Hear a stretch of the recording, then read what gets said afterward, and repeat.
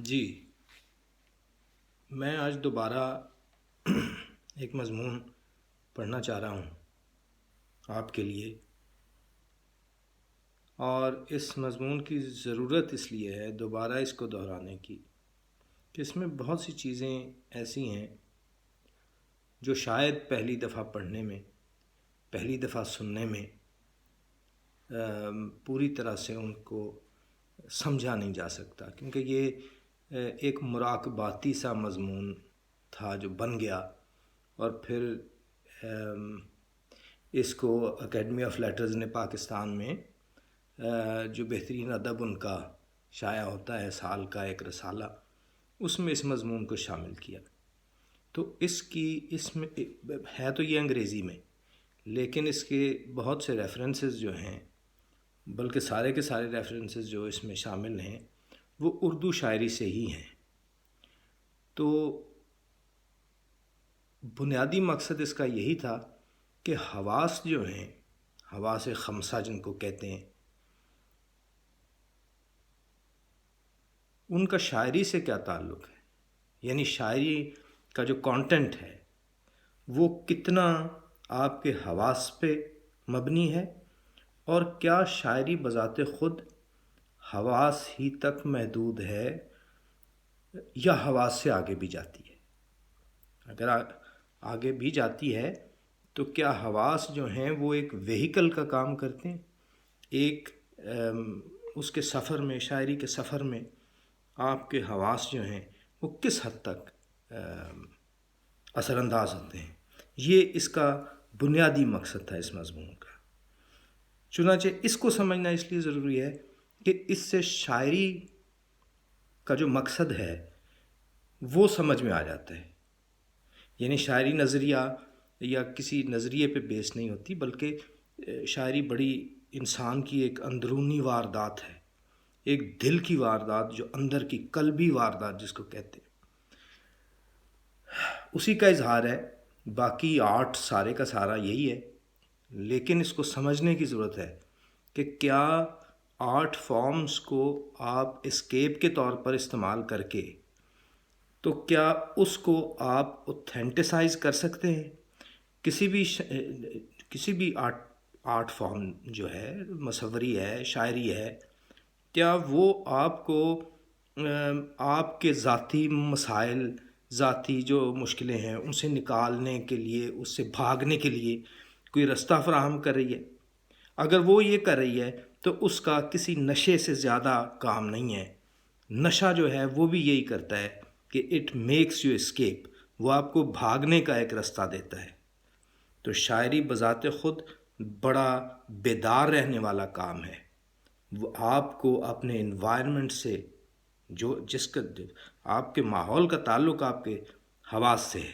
آپ چھوتے ہیں، آپ سونگھتے ہیں، آپ دیکھتے ہیں، آپ چکھتے ہیں، یہ سب چیزیں جو ہیں یہ مل کر آپ میں وہ انسپریشن پیدا کرتی ہیں کہ اب کوئی بندہ جو اپنے سینسز کو ایکسپلور نہ کرنا چاہتا ہو،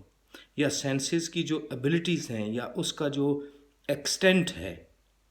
اس مورزے کی جن کو سینسز کہتے ہیں، وہ اس کو ایکسپلور نہ کرنا چاہے اور اس کے باوجود وہ قافیہ بندی کرتا جائے، تو اسی کے بارے میں غالب اور میر اور ہمارے بڑے اساتذہ نے یہی مسئلہ رہا ہے۔ میر کا جو شعر اس میں نے کوٹ بھی کیا ہے اس مضمون میں، وہ یہی ہے کہ وجہ بیگانگی نہیں معلوم، تم جہاں کے ہو وہاں کے ہم بھی ہیں۔ تو فرق بات میں یہ ہے، میر ذاتی طور پہ اس کو یہ مسئلہ درپیش تھا جو ہر اچھے شاعر کو مسئلہ ہوتا ہے اور ہونا چاہیے، کہ میں تو کہنا چاہ رہا ہوں، میں نے دیکھا ہے اور ڈھونڈا ہے جو چیز میں آپ تک پہنچانا چاہ رہا ہوں، لیکن اس میں ایک بیگانگی کا وقفہ آ جاتا ہے، اور وہ اس کی وجہ سمجھ نہیں آتی، کیونکہ میں اور آپ جگہ پوٹینشل ایک لے کر پیدا ہوئے ہیں، تو اس پوٹینشل کو ایکسپلور کیوں نہیں کیا جا رہا، اور اس کے باوجود کہا جا رہا ہے کہ جی ہم لکھ بھی رہے ہیں، ہم آرٹ بھی کریٹ کر رہے ہیں تو اس پر یہ مضمون ہے بیسیکلی۔ اس کو میں انگریزی میں پہلے پڑھوں گا، کچھ بات اس پر میں نے شروع میں کر دی ہے، کچھ بات میں یہ چاہوں گا کہ جو سننے والے ہیں وہ اس ڈبیٹ کا حصہ بنیں. اس میں جو آپ کو تنقیدی نقطے نظر آتے ہیں آپ ان پہ بھی بات کریں. میں کوشش کروں گا کہ انگریزی میں پڑھ کے اس مضمون کو ایک دفعہ روانی کے ساتھ، تاکہ جو لکھا ہوا ہے وہ اسی زبان میں آپ تک پہنچے جس طرح لکھا گیا ہے.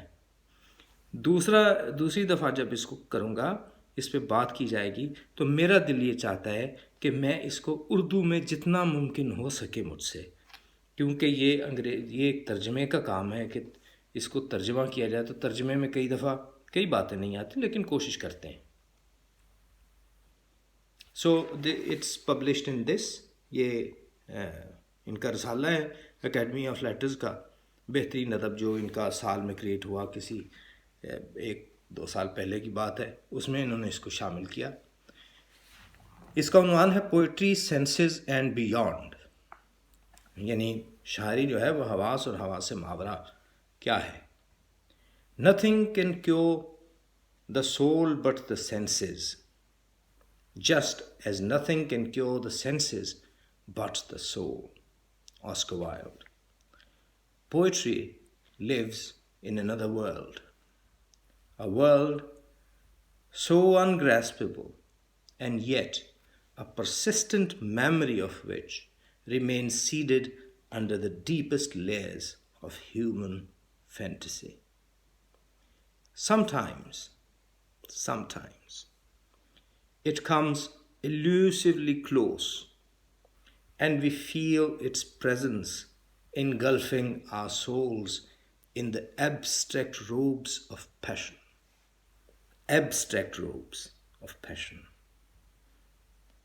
Passion, which in turn is nothing but the distilled produce of the senses. A sound, a sight, a fragrance, a touch, a taste transports us to that unfathomable realm where we